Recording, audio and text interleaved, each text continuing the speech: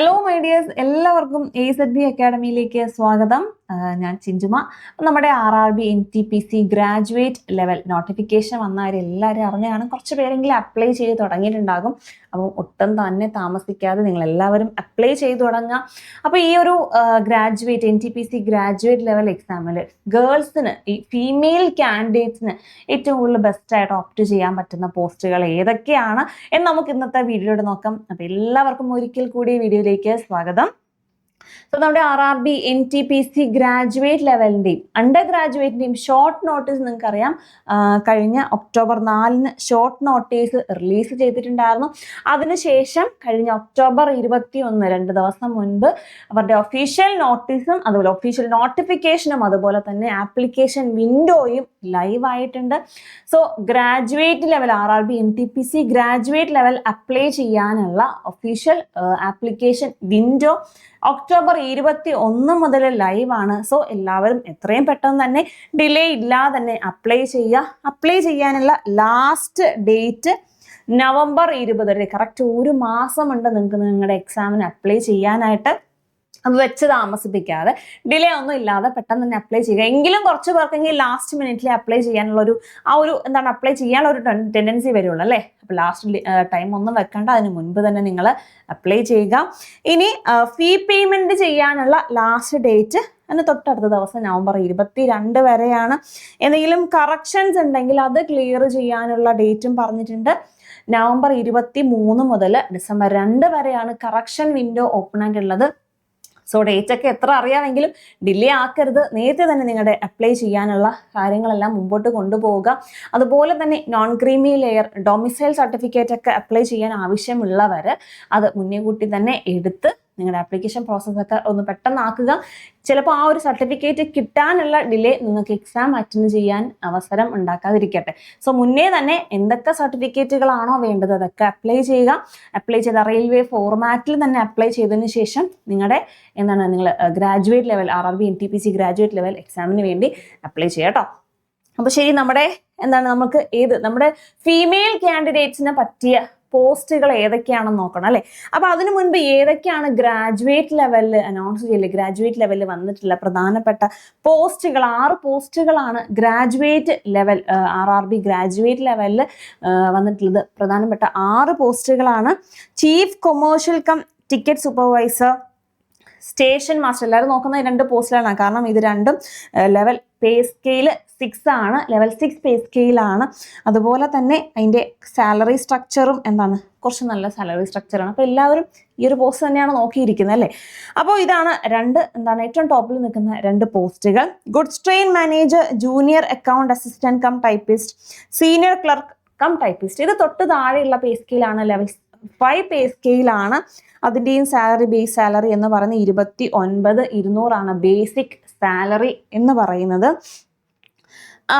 Then അടുത്തത് 6ാമത്തെ post traffic assistant ആണ്, level 4 ആണ് പേ സ്കെയിൽ, 25,500 ആണ് അതിൻ്റെ ബേസിക് സാലറി എന്ന് പറയുന്നത്.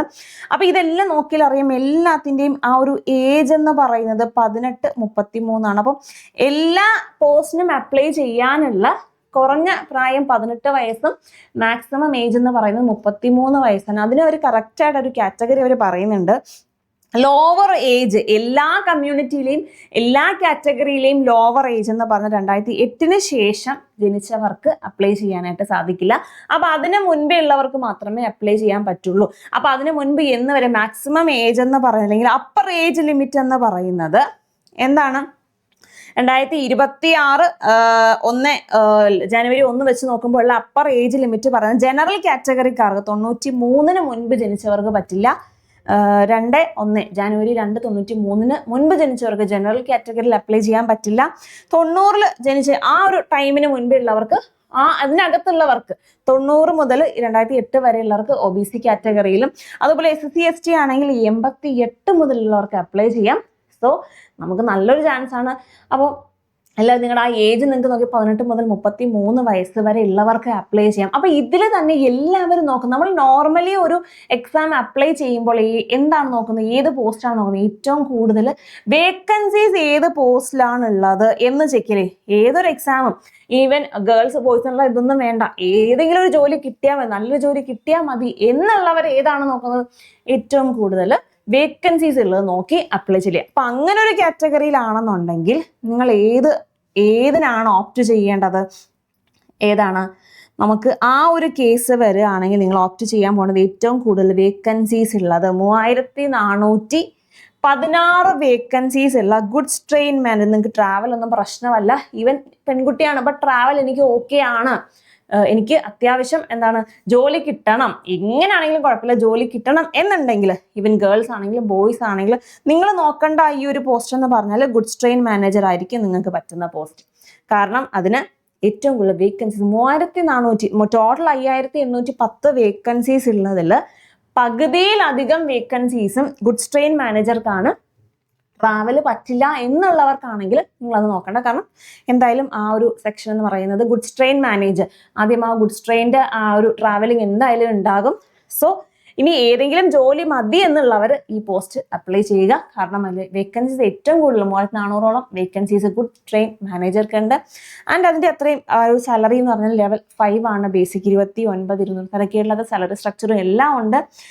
ഓക്കെ, ഇനി ഗേൾസിന്റെ കേസ് എടുത്ത് നോക്കുകയാണെങ്കിൽ ഇപ്പൊ നമുക്ക് chief commercial cum ticket supervisor അതേപോലെ സ്റ്റേഷൻ മാസ്റ്റർ എല്ലാവരും ഓപ്റ്റ് ചെയ്യുന്ന ഒരു ഇത് തന്നെയാണ്. പക്ഷെ അതിന് കട്ട് ഓഫ് എല്ലാ വർഷവും ഈ 2 പോസ്റ്റുകൾക്ക്, ഈ 2 ബാൻഡുകൾക്ക് കട്ട് ഓഫ് വളരെ കൂടുതലായിരിക്കും. കാരണം അതിന്റെ വേക്കൻസീസ് പൊതുവെ കുറവാണ്, എപ്പോഴും അതിന്റെ വേക്കൻസീസ് കുറവാണ്. ഹൈ പേ സ്കെയിലാണ്, ലെവൽ 6 പേ സ്കെയിലാണ്, അതുകൊണ്ട് തന്നെ കട്ട് ഓഫ് കൂടുതലായിരിക്കും. സോ മിക്കവരും അത് വെച്ച് കഴിഞ്ഞാൽ ചിലർക്ക് അങ്ങോട്ട് കിടക്കാൻ എന്താണ് കുറച്ച് പാടായിരിക്കും. അപ്പൊ നിങ്ങൾ അതിനനുസരിച്ച് പ്രിഫറൻസ് വെക്കുക.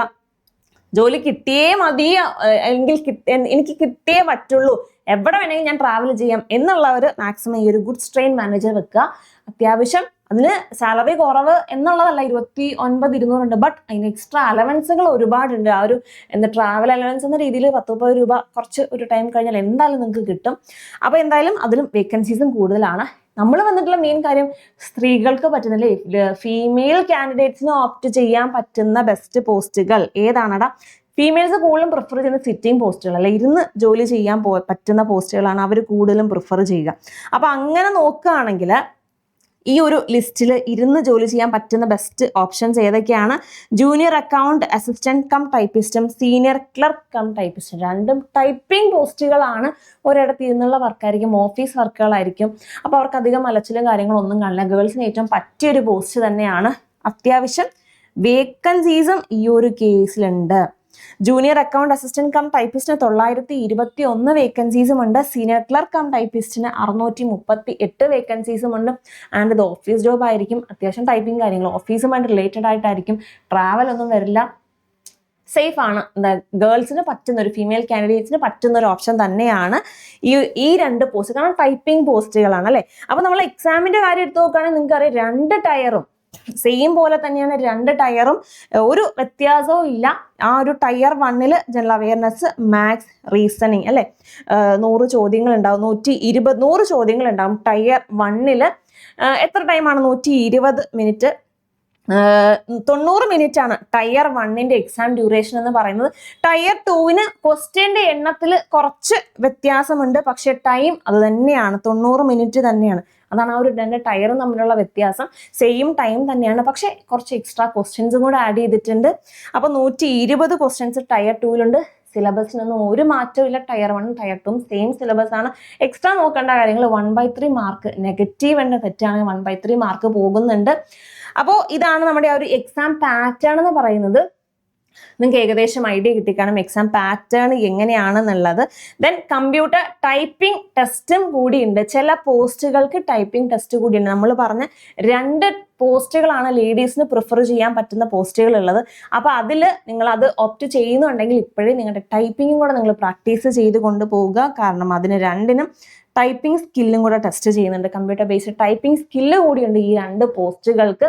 അപ്പൊ ഇനി നിങ്ങൾക്ക് ഈ പോസ്റ്റ് മതി, സിറ്റിംഗ് ജോബ് ആണ് മോസ്റ്റ് പ്രിഫർ ചെയ്യുന്നതെങ്കിൽ ഇപ്പോഴേ നിങ്ങളുടെ എക്സാം പ്രിപ്പറേഷനോടൊപ്പം തന്നെ ആ ഒരു ടൈപ്പിംഗും കൂടെ കൊണ്ടുപോകുക. അല്ലെങ്കിൽ ലാസ്റ്റ് നിങ്ങളുടെ ടൈപ്പിങ്ങിന് പോയി കഴിഞ്ഞാൽ എന്തൊരു വിഷമമായിരിക്കും അല്ലേ. അപ്പൊ ടൈപ്പിംഗും കൂടെ കൊണ്ടുപോവുക. എക്സാം പ്രിപ്പറേഷനോടൊപ്പം തന്നെ ഇതാണ് നിങ്ങൾ പ്രിഫർ ചെയ്തതെങ്കിൽ ടൈപ്പിങ്ങും കൂടി സ്റ്റാർട്ട് ചെയ്ത് തന്നെ കൊണ്ടുപോവുക.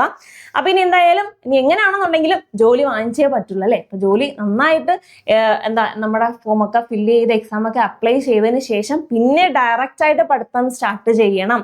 അപ്പൊ ഇനി ഇവിടുന്നാണ് നമുക്ക് ഒരുമിച്ച് അങ്ങ് തുടങ്ങാം അല്ലേ. അപ്പൊ നമ്മുടെ AZB അക്കാഡമി RRB NTPC ഗ്രാജുവേറ്റിനും അണ്ടർ ഗ്രാജുവേറ്റിനും വേണ്ടിയിട്ട് നമ്മുടെ കംപ്ലീറ്റ് ബാച്ച് ലോഞ്ച് ചെയ്തിട്ടുണ്ട്. എല്ലാ ഫാക്കൽറ്റീസും ഇവിടെ സെറ്റായി നിങ്ങൾ ആ ഒരു ജോലി വാങ്ങിച്ചു തരാനായിട്ട് റെഡി ആയിട്ടുണ്ട്. അപ്പൊ നിങ്ങളും അതുപോലെ തന്നെ റെഡി ആവുക, കോഴ്സ് പർച്ചേസ് ചെയ്യുക, പ്രിപ്പറേഷൻസ് ഒക്കെ സ്റ്റാർട്ട് ചെയ്തുകൊള്ളുക. അപ്പൊ എത്രയും പെട്ടെന്ന് നിങ്ങളുടെ പ്രിപ്പറേഷൻസ് ഒക്കെ നല്ല രീതിയിൽ പോയി ജോലി നിങ്ങൾക്ക് കിട്ടട്ടെ. നമുക്ക് വീണ്ടും മറ്റ് വീഡിയോസിലൂടെ കാണാം. താങ്ക്